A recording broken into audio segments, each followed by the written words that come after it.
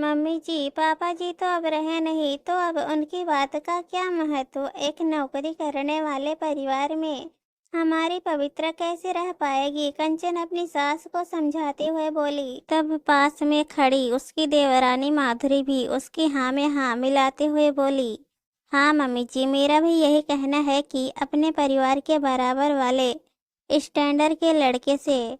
नहीं बहू, तुम्हारे पापा जी नहीं रहे तो क्या हुआ, पवित्रा की शादी उसके पिता के पसंद किए हुए लड़के से ही होगी। शांति जी की दृढ़ निश्चय सुनकर उनकी दोनों बहुएं चुप रह गई। शांति जी के पति शिव शंकर जी एक बिजनेसमैन थे। उनके दोनों बेटे पवन और सागर भी अपनी पढ़ाई पूरी करके अपने पिता के बिजनेस से जुड़ गए थे।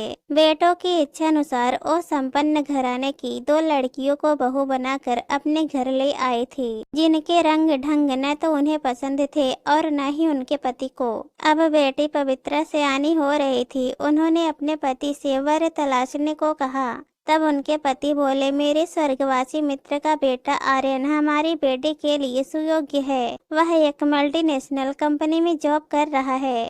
बड़ी बहन सीमा की शादी हो चुकी है। घर में बस दो लोग ही हैं। शांत और सुखी परिवार है। पवित्र के इम्तिहान हो जाए तो मेरे साथ चलकर तुम भी आर्यन और उसकी माता जी से मिल लेना। कहते हुए उनके चेहरे पर प्रसन्नता झलकने लगी थी। उधर शांति जी की दोनों बहुएं अपने अपने भाइयों से पवित्र की शादी कराने के लिए उसे महंगे महंगे उपहार का प्रलोभन दे रही थी। कुछ दिनों से शिव शंकर जी का मन बहुत बेचैन हो रहा था।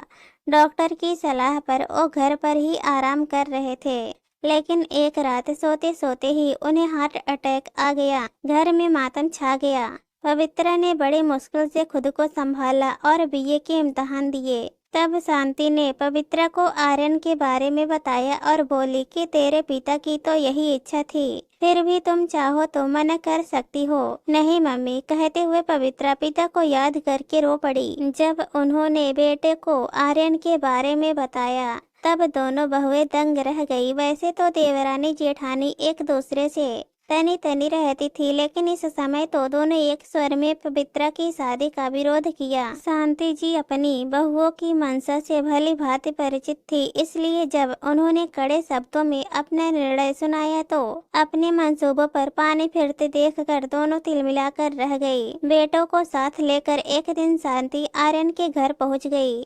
माता सावित्री जी के साथ बातचीत किया। पवित्रा सुंदर थी तो आर्यन का व्यक्तित्व भी आकर्षक था। दोनों की सहमति मिलने पर शांति जी ने तनिक भी देर नहीं की और एक शुभ मुहूर्त में आर्यन के साथ पवित्रा का विवाह हो गया।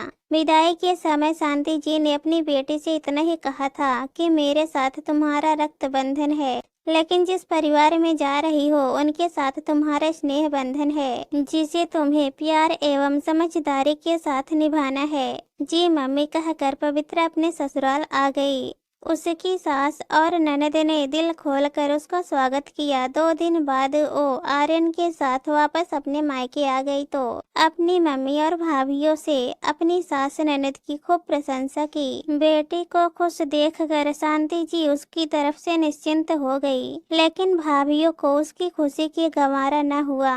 पवित्रा जब वापस जाने लगी तब दोनों भाभीियां उसे महंगे महंगे उपहार देकर अपनी खुशी का दिखावा करने लगी, जिसका निश्चल पवित्रा ने उसका स्नेह समझकर स्वीकार कर लिया। कुछ समय के बाद पवित्रा एक बेटे की मां बन गई। नाती को गोदी में उठाकर शांति जी का जी जुड़ा गया। चाहती थी एक नातिन भी देख ले, लेकिन जिंदगी ने उनका साथ छोड़ दिया। जाते जाते समधन जी से इतना ही कह गए कि पवित्रा की नादानियों को दिल से मत लगाना। अपने भतीजी के जन्मदिन पर पवित्रा मायके आई हुई थी। फंक्शन खत्म होने पर कंचन ने आर्यन से पवित्रा को रोकने की रिक्वेस्ट की, जिसे वो टाल न सका और अकेला ही वापस चला गया। कंचन जब पवित्रा को दूध का गिलास देने गई तो उसके पास बैठ गई। इधर उधर की बातें करते हुए वो बोली, पवित्रा, तुम्हारे घर का ये एरिया ठीक नहीं है। अब तुम्हारा छोटू भी बड़ा हो रहा है, तुम अलग घर लेकर क्यों नहीं शिफ्ट हो जाती। आप ठीक कहती हैं भाभी, मैं मम्मी जी को तैयार कर लेती हूँ। पवित्रा खुश होकर बोली। ओ तपाक से बोली, पगली, सास को क्यों ले जाओगी? अकेले अपने पति के साथ लाइफ एंजॉय करो। अपनी सहेलियों की तरह कंचन बोलती जा रही थी और पवित्रा उसकी बातें से सम्मोहित होती जा रही थी। कुछ देर में माधुरी भी आकर अपनी जेठानी की बातों पर अपना समर्थन देने लगी। तो पवित्रा बोली, भाभी आप लोग मेरा कितना ख्याल रखती हैं, हमारे दिल के तार जो जुड़े हैं। माधुरी तपाक से बोली और अपनी एक आंख दबाकर जेठानी की ओर देखकर मुस्कुराने लगी। घर आकर पवित्रा ने आर्यन से अलग होने की बात कही तो उसने साफ इनकार कर दिया। फिर भी वो रोज आर्यन से इसी बात पर बहस करती। भाभीियों का रंग उस पर इस कदर चढ़ गया था कि बेटी समझने वाली सास भी अब उसे दुश्मन नजर आने लगी थी। बड़ी ननद सीमा भी आती तो उनके साथ भी वो बेरोखी से ही पेश आती। बेटे बहू के बीच बढ़ते क्लेश का प्रभाव जब छोटू पर पड़ने लगा तब सावित्री जी ने अपने बेटे को समझाया और उसे अलग रहने के लिए राजी कर लिया। अलग घर में शिफ्ट होकर पवित्रा का दिल तो बाग बाग हो गया था। वह कभी भाभी के पास चली जाती तो कभी सहेलियों के साथ घूमने चली जाती, लेकिन माँ के बिना आर्यन का मन नहीं लगता और रोज उनसे फोन पर बात कर लेता और समय निकाल कर छोटू के साथ उनसे मिलने चला जाता। एक दिन पवित्रा को किटी पार्टी में जाना था और तैयार होने लगी, तभी छोटू बाहर जाने की जिद करने लगा।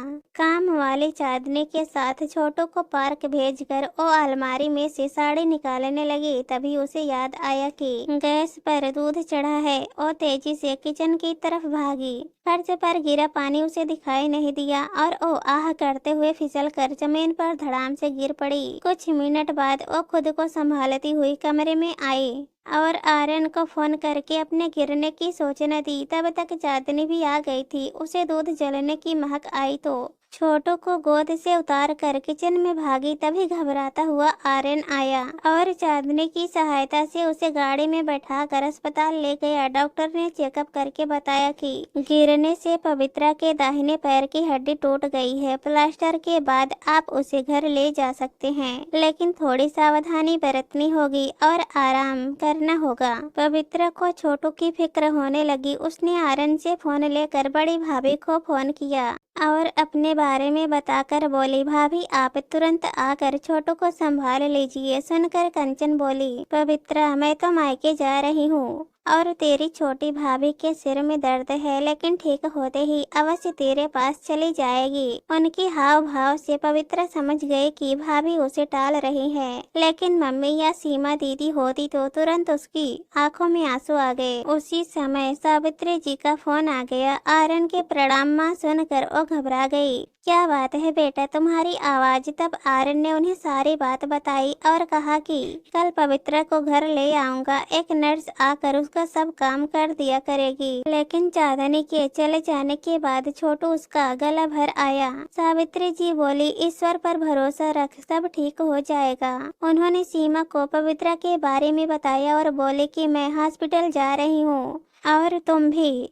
नहीं माँ, तुम करो अपनी बहू की तीमारदारी, मैं नहीं आने वाली। भूल गई किस तरह तुम्हें बेटी सास बहू का रिश्ता इतना कमजोर नहीं है जो छोटी छोटी बातों से टूट जाए। कहकर सावित्री जी ने फोन काट दिया और ऑटो रिक्शा में बैठकर अस्पताल चली गई। माँ को अचानक देखकर आर्यन कुछ बोल ही नहीं पाया। सावित्री जी ने पवित्रा के सिर पर हाथ फेरा तो स्नेह स्पर्श पाकर वो रो पड़ी। उसके आंसुओं में पश्चाताप था तो सास को पाने की खुशी भी थी। अगले दिन जब पवित्रा घर जाने लगी तब उसके दोनों भाई आए। पत्नियों के व्यवहार पर पर्दा डालते हुए पवित्रा के हाथ पर रुपयों की गड्डी रखने लगे तो वह बोली, नहीं भैया, अपनों का साथ मिल गया है, अब इन कागजों की मुझे कोई आवश्यकता नहीं। कहते हुए अपनी सास की तरफ देखकर मुस्कुराई और उनका सहारा लेकर अपनी कार में बैठ गई। 2 दिन बाद सीमा भी आ गई थी। अपने प्रति सबका स्नेह देखकर पवित्रा की आंखें भर आई।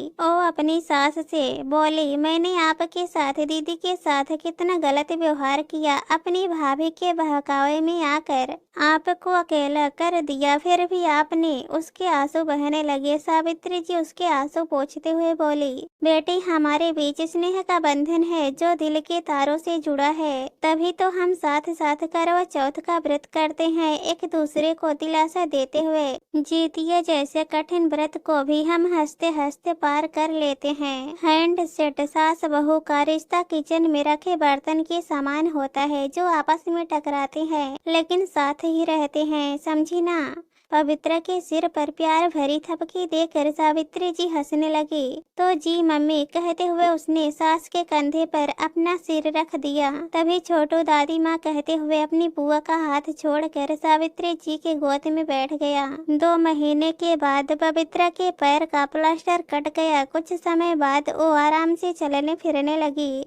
कुछ दिनों के बाद पवित्रा की दोनों भाभियां आते ही कहने लगी, हाय पवित्रा, ये कैसे हो गया? हमें तुम्हारी बहुत फिक्र हो रही है। पवित्रा उन्हें जवाब देने लगी तो सावित्री जी ने उसे इशारा कर दिया, जैसे कह रही हो अपनी भाभी से अच्छे से बात करो। ओ मुस्कुराते हुए बोली, अच्छा हुआ ना भाभी, इसी बहाने मैं अपनों के पास चली आई। जब पवित्रा का पैर बिल्कुल ठीक हो गया तो कुछ समय बाद वो आराम से चलने फिरने लगी। तब एक दिन सावित्री जी अपना बैग लेकर वापस जाने लगी तो पवित्रा भी उनके साथ खड़ी हो गई और बोली, मैं भी आपके साथ चल रही हूँ, लेकिन आर्यन छोटू जाने दीजिए, माँ जिद्दी है। छोटू को लेकर मैं आता हूँ। मकान मालिक को मैंने कह दिया है कि महीने के अंत तक घर खाली कर दूंगा। आर्यन तपाक से बोला तो सावित्री जी की आंखें खुशी से भर आई। उन्होंने पवित्रा के सिर पर प्यार से हाथ फेरा और दोनों ने एक दूसरे का हाथ पकड़कर ऑटो रिक्शा में बैठ गए। दोस्तों, इस कहानी पर आप लोगों की क्या राय है कमेंट में जरूर बताना।